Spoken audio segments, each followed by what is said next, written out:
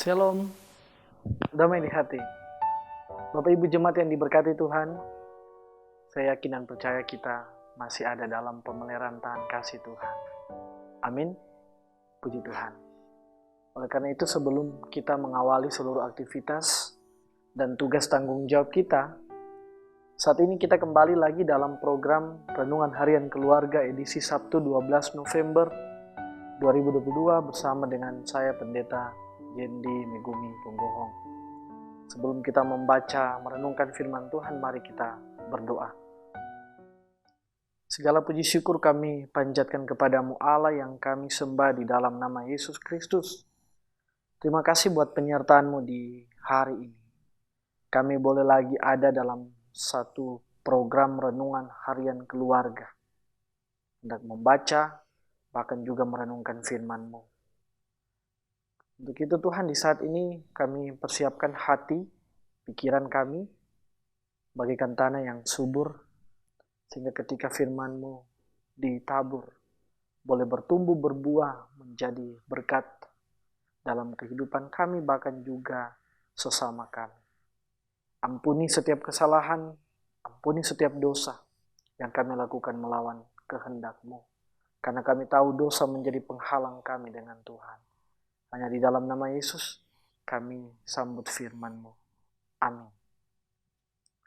Bapak Ibu Saudaraku, pembacaan kita di saat ini terdapat dalam kitab Keluaran pasal 20 ayat 16 dan ayatnya yang ke-17. Keluaran 20 ayat 16 dan 17. Beginilah bunyi firman Tuhan. Jangan mengucapkan saksi dusta tentang sesamamu. Jangan mengingini rumah sesamamu. Jangan mengingini istrinya, atau hambanya laki-laki, atau hambanya perempuan, atau lembunya, atau keledainya, atau apapun yang dipunyai sesamamu. Demikian pembacaan firman Tuhan yang diberkati, ialah kita yang dengan setia membaca, merenungkan, serta mewujud menyatakan apa yang Tuhan firmankan dalam kehidupan kita setiap hari. Amin.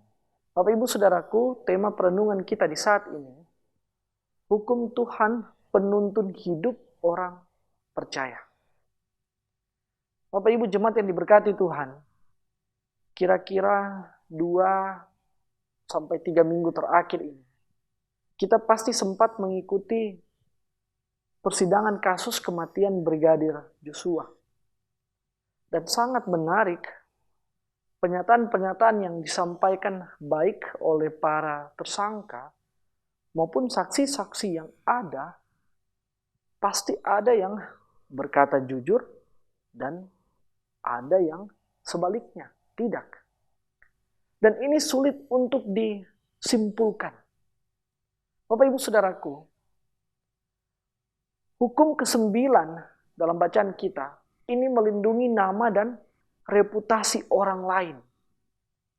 Tidak seorang pun boleh membuat pernyataan palsu tentang sifat atau tindakan orang lain.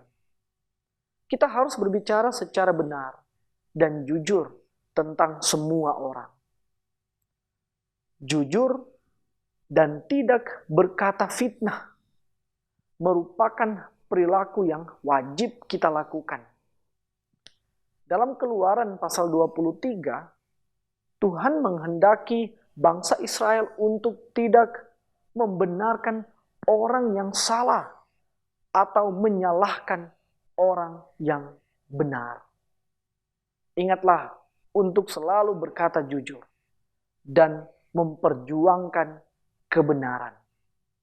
Bapak Ibu Saudaraku, pada saat ini kita diharapkan selalu memperjuangkan kebenaran dan keadilan. Bahkan sangat dibutuhkan dalam persidangan.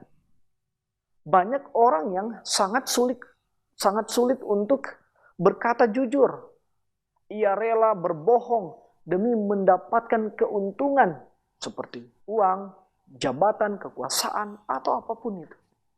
Bapak Ibu Saudaraku, kita harus selalu berkata jujur. Biarpun kita tidak disukai oleh orang lain karena kejujuran kita, tapi Jangan sampai kita dibenci oleh Tuhan karena kebohongan kita. Selalu jaga ucapan kita dimanapun.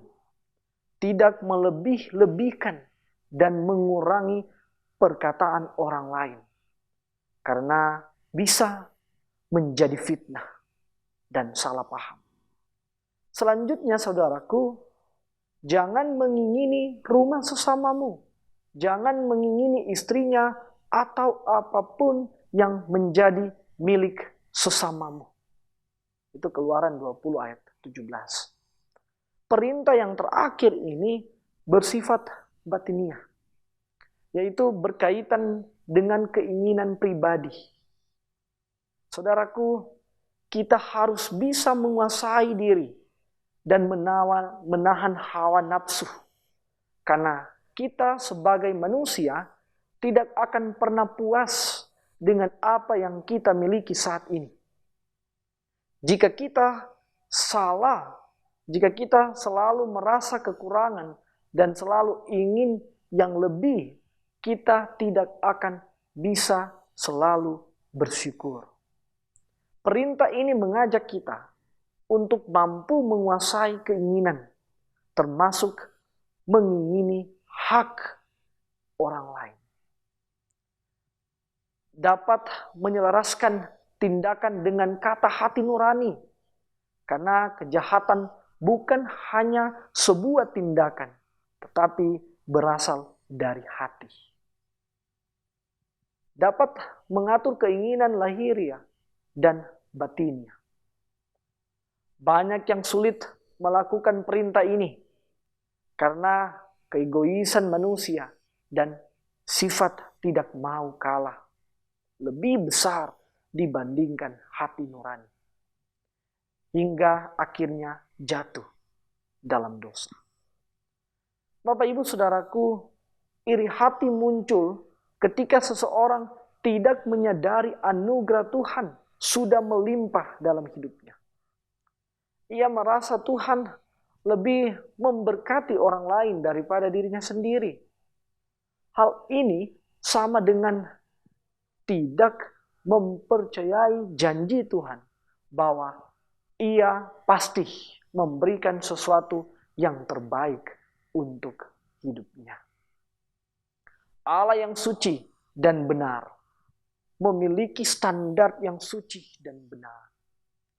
Orang-orang yang mengasihi Allah akan terus-menerus berusaha keras untuk hidup seperti yang Dia kehendaki dan akan dimampukan oleh Roh Kudus. Nah, Bapak Ibu jemaatku, itulah hukum yang diperintahkan Tuhan kepada kita. Kita diajak untuk senantiasa berjalan sesuai dengan firman-Nya dan tidak melakukan dosa. Kita bisa melakukan hal-hal positif seperti membaca firman Tuhan, berdoa, atau juga melakukan saat teduh. Demikian firman Tuhan kita di saat ini. Terpujilah Kristus. Amin. Mari kita berdoa. Yesus Kristus Tuhan, Juru Selamat kami yang hidup, yang rela mengambil rupa sebagai manusia untuk menebus menyelamatkan kami. Terima kasih buat keselamatan yang telah Engkau anugerahkan ini. Menyadarkan kami bahwa betapa berharganya kami, betapa cintanya Engkau kepada kami manusia. Terima kasih. Sehingga dengan ini Engkau memberikan aturan-aturan, hukum untuk mengatur, untuk membentuk kehidupan kami umat kesayangan-Mu. Ampuni ketika kami belum seperti apa yang Tuhan kehendaki. Dan bentuk hidup kami sehingga setiap hari kami semakin diperbaharui menjadi seperti yang Engkau ingini. Terima kasih Tuhan. Untuk itu kiranya Tuhan senantiasa campur tangan dalam kehidupan kami. Semua pemirsa, bahkan juga jemaat-Mu yang menyaksikan program Renungan Harian Keluarga di saat ini. Dalam kehidupan kami masing-masing, tugas tanggung jawab kami yang telah Tuhan percayakan. Sebab kami percaya itulah wadah pelayanan kami. Profesi kami masing-masing. Tuhan mampukan kami. Memberitakan kabar keselamatan melalui pekerjaan kami. Sehingga nama Tuhan semakin dipermuliakan. Profesi kami masing-masing, kerja keras yang kami usahakan setiap hari.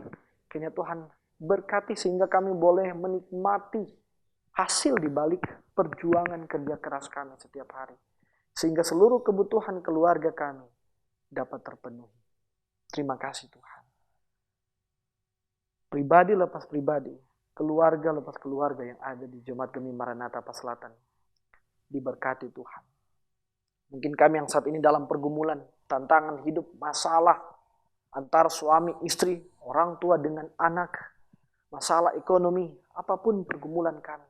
Tapi kami percaya ketika kami menyerahkan semua kepada Tuhan, berjalan bersama dengan Tuhan, pasti Tuhan yang akan memampukan kami melewati, memberikan solusi.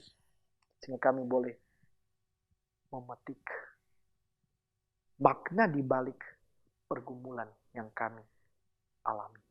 Terima kasih Tuhan. Engkau senantiasa perlengkapi sukacita jemaat-Mu yang saat ini bersyukur atas kasih penyertaan Tuhan.